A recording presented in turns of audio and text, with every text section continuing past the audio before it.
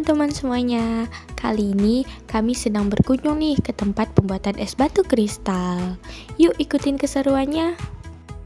Nah, ini dia tempat di mana proses pembuatan es batu kristal. Di sini kita akan masuk ke dalam tempat mesinnya. Nah, ini dia tempat bagian mesinnya pembuatan es batu kristal. Jadi guys, air yang digunain untuk membuat es batu biasanya berasal dari tangki penyimpanan yang besar. Kayak yang bisa kita lihat di video, dari tangki ini air dialirkan menuju mesin es batu melalui pipa atau selang yang telah dipasang secara permanen.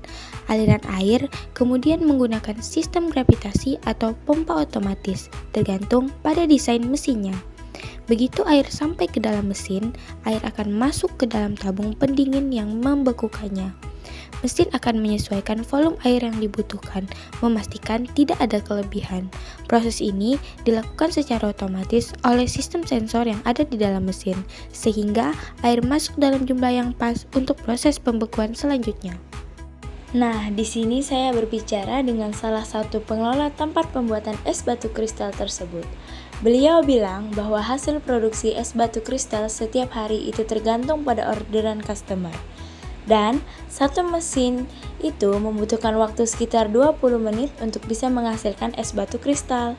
Setelah menunggu proses yang cukup lama, es batu kristal sudah jadi. Es yang dihasilkan tampak jernih dan bersih berkat sistem penyaringan dan pembekuan yang terkontrol dengan baik. Es kristal ini sangat cocok digunakan untuk kebutuhan konsumsi karena tidak mudah mencair dan tidak mempengaruhi rasa minuman. Begitu keluar dari cetakan mesin, es batu dikumpulkan ke dalam wadah penampungan yang bersih dan steril.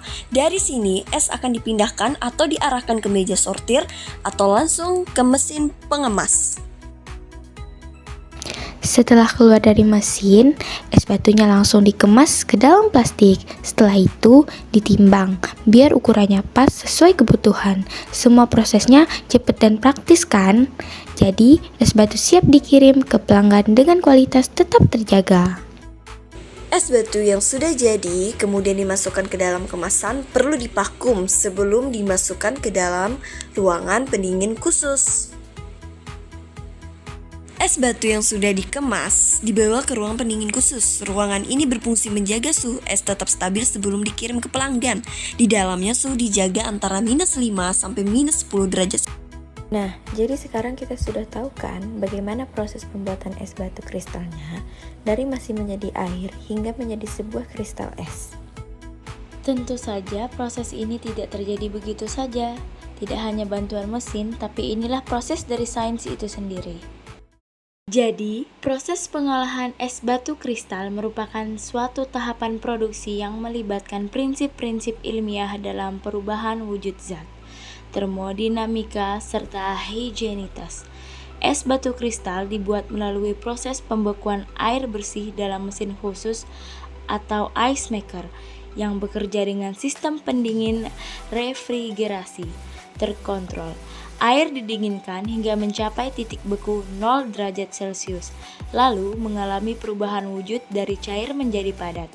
Itu merupakan contoh nyata dari perubahan fisika yang dipengaruhi oleh pelepasan kalor laten. Kebersihan dan kejenihan es batu kristal dicapai melalui penggunaan air yang telah disaring dan terionisasi, sehingga menghilangkan mineral dan partikel yang menyebabkan kekeruhan.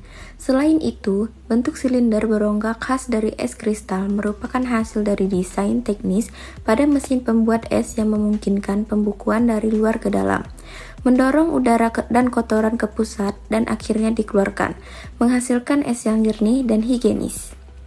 Secara ilmiah, proses ini mencerminkan pemanfaatan prinsip konduksi panas, aliran fluidia, dan kontrol suhu presisi.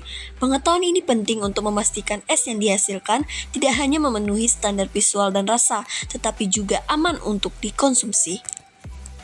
Jadi dengan ini guys, dapat ditegaskan nih bahwa pengolahan es batu bukan hanya proses industri biasa, melainkan integrasi teknologi dan prinsip ilmiah untuk menghasilkan produk berkualitas tinggi, higienis, dan layak edar secara komersial maupun konsumsi pribadi.